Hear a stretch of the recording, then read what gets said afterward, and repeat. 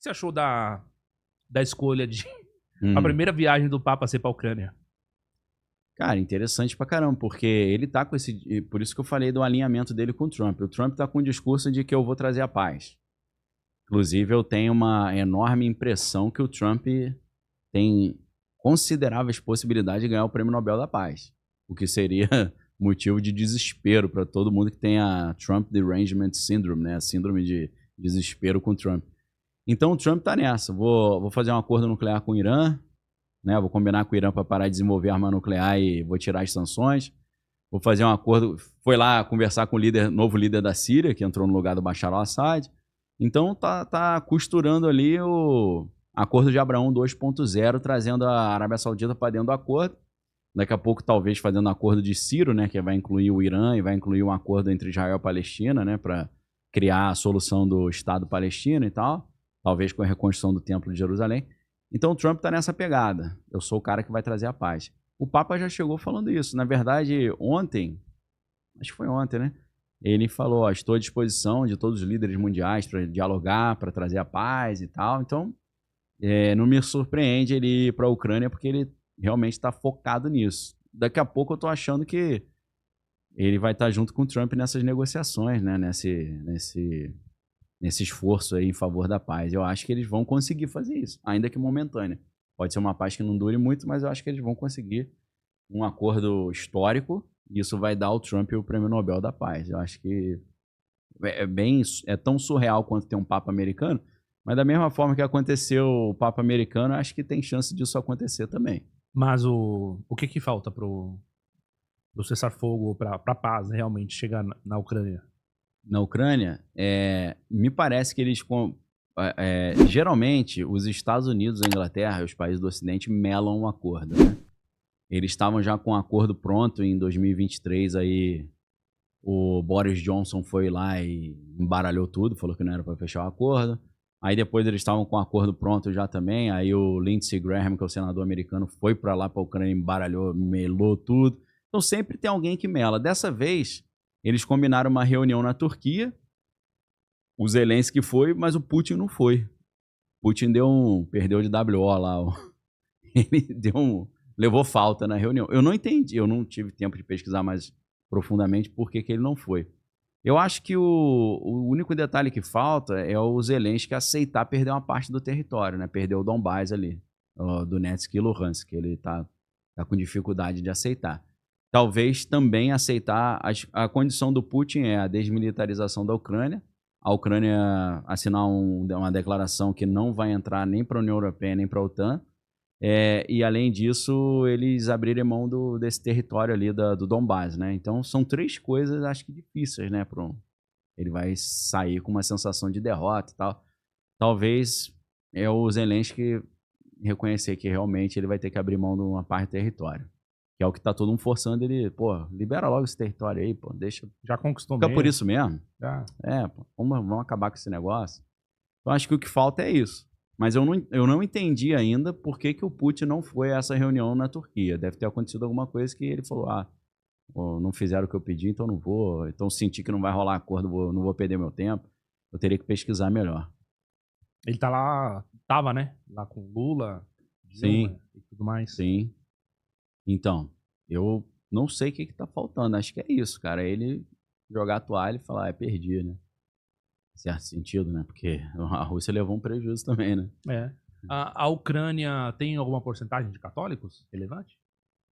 Cara, eu acho que tem da Igreja Ortodoxa, né? Mas o que aconteceu agora nesse período de guerra foi que o Zelensky ele assumiu uma parte ele cortou um pouco das liberdades religiosas, né?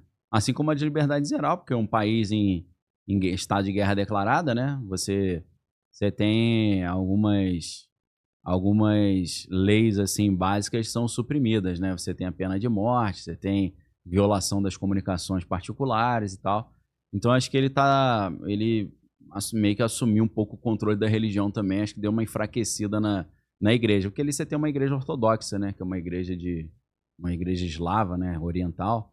Então acho que não deve ser uma proporção tão grande, mas tem uma proporção considerável, sim. Sim, tem essa mesma igreja que tá aqui no Brasil. Eu visitei uma vez Curitiba. Eu vi que tem lá uma igreja Ucraniana? ucraniana. É. Tem muito imigrante ucraniano, né, polonês, Sim. naquela região do Paraná, né? Mas aí, então, você acha que o Papa tá indo com uma missão de encavalar realmente esse fim da guerra? Por isso Eu creio que ele sim. escolheu a Ucrânia. Não necessariamente é uma questão evangelística, é mais humanitária Não, eu mesmo, acho né? que se ele conseguir uma solução, ou se ele e o Trump juntos ali participarem desse acordo de paz, isso vai ser até uma propaganda favorável para a igreja, né? Quem sabe incentiva pessoas a optarem pela igreja romana, né? Apesar de que lá, como a gente falou, ortodoxa, né? É a igreja de linhagem russa. Não sei, né? O fato do você tem, eu não sei se o pessoal tem essa noção, a gente só teve dois, a gente não, que eu não sou americano, né? Os Estados Unidos só tiveram 2 presidentes católicos, John Kennedy e agora Joe Biden. E os Estados Unidos só tiveram 2 vice-presidentes católicos, o Joe Biden, quando o Obama era presidente, e agora o J.D. Vance. Então o J.D. Vance sendo um cara mais jovem e falando abertamente sou católico, isso é uma excelente propaganda pro catolicismo também, né? Você gosta do bem? Você gosta um pouquinho dele? Eu não gosto não, cara. Não? Não é por causa dele ser católico, não. É por ele ser um pupilo do Peter Thiel. Peter Thiel? É, isso aí pra mim que é perigosíssimo. Se você quiser eu explico. Pode explicar. Eu também, mas eu nem ia falar que era por causa do catolicismo, não. É que eu acho que ele tem algumas sacadas dele, assim, mostra que ele tá até mesmo mais consciente Entendi. de coisas, de N fatores, do que o Trump. Eu acho É, que o o Trump tá Trump mais no... é. Não, ele, pô, mais jovem, fala bem pra caramba, É, eu acho que o inteligente, Trump tá mais estudou em na Yale. fase da postura, de dizer o que ele É, sempre disse, enfim, é o Trump discurso também dele. fala, é um discurso meio truncado, né? Sim, Ele repete a mesma coisa várias vezes. isso, exatamente. Então ele tem um discurso muito voltado pra si. É, Tudo Trump, tudo é eu. é o culto à personalidade de si mesmo, né? Isso. É o ego, né? Mas o Vance, ele, na hora de dar um esculacho lá no Zelensky, né, fala bem melhor. Mas cara, eu não consigo confiar nesse cara por causa da formação dele do Peter Thiel. Porque o Peter Thiel, ele é um cara muito, eu ia falar perigoso, mas ele é perigoso mesmo.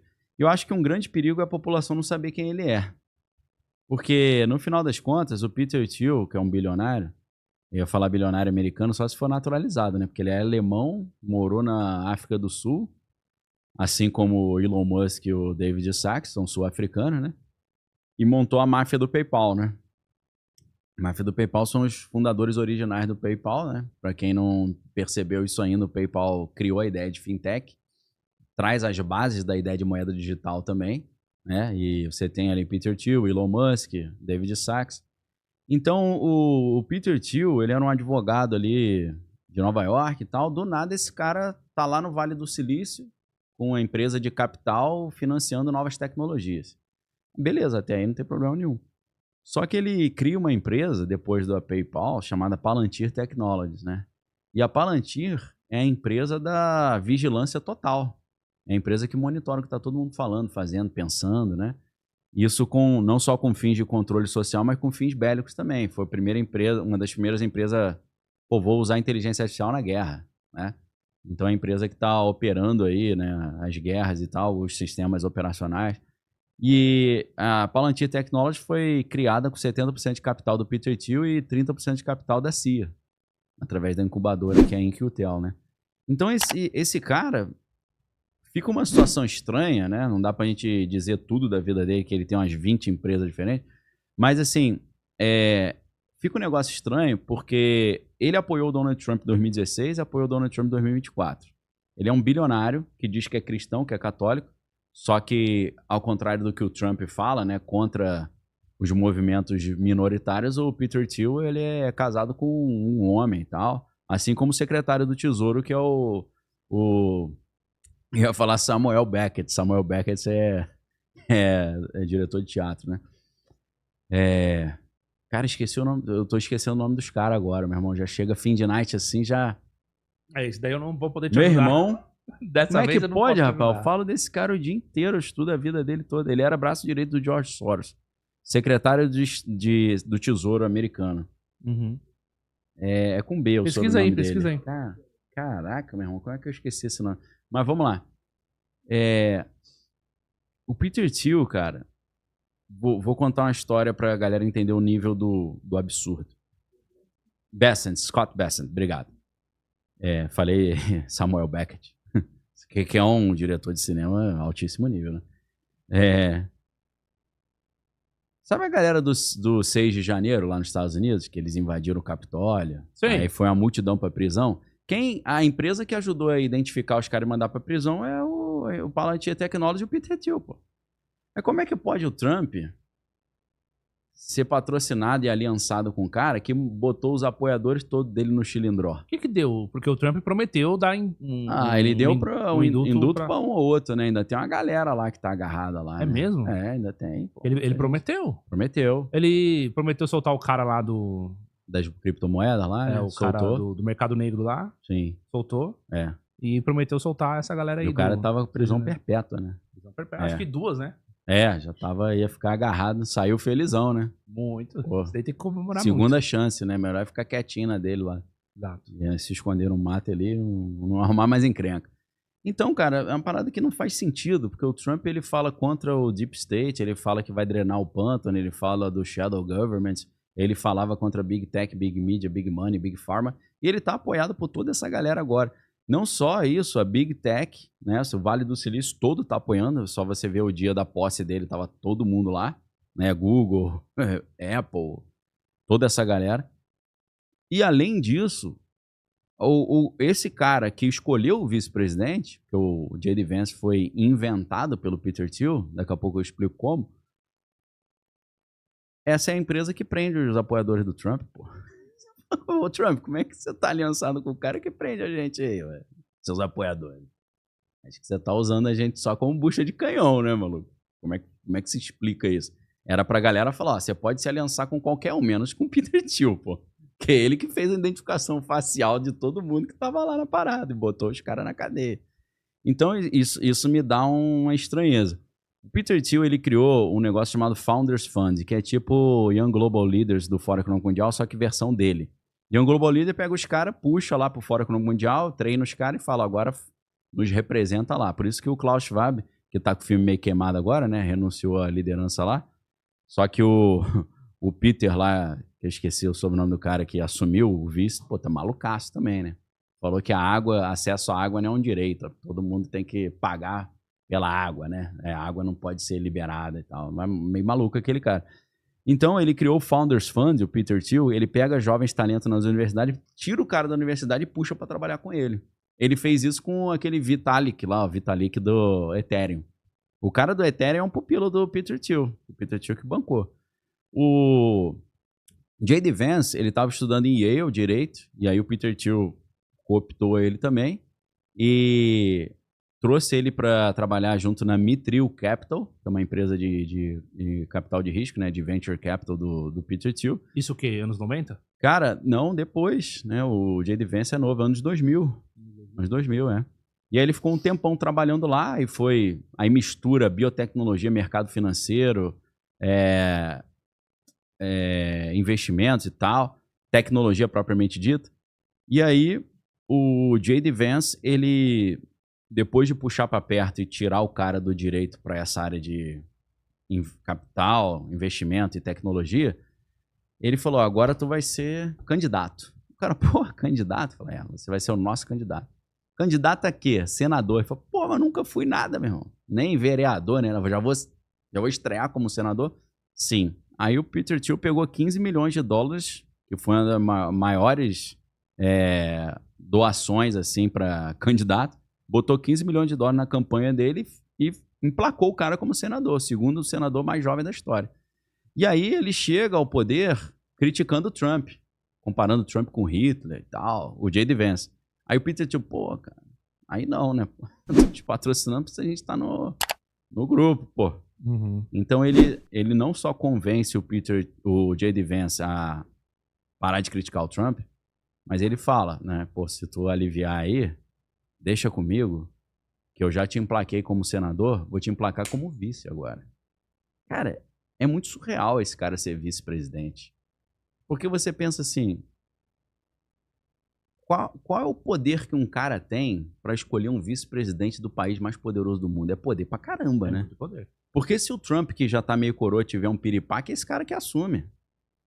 Então você imagina o cardápio de opções que o Trump tinha para escolher, de pensar assim, cara, precisa ser um cara da minha confiança, precisa ser um cara veterano, um cara experiente, um cara com quilometragem, um cara com a mesma visão. Até porque o Trump não pode errar, né? Ele errou Não muito no tem primeiro como. governo. Com certeza. Aí ele bota um cara que chamava ele de nazista, ele bota um cara que foi o senador mais jovem, ele bota um cara que nunca tinha sido nada, primeira experiência política é senador, e ele pega um maluco assim que ninguém conhece. Eu falei, cara, tem algo aí. O que significa isso? Aí eu concluí. O Peter Thiel falou, eu te apoio de novo se você botar um representante meu pra gente garantir que vai ser do nosso jeito. Eu falei, cara, esse maluco tem muito poder, esse Peter Thiel. O Peter Thiel tá mandando e desmandando. Aí tem a questão do Departamento de Eficiência Governamental também.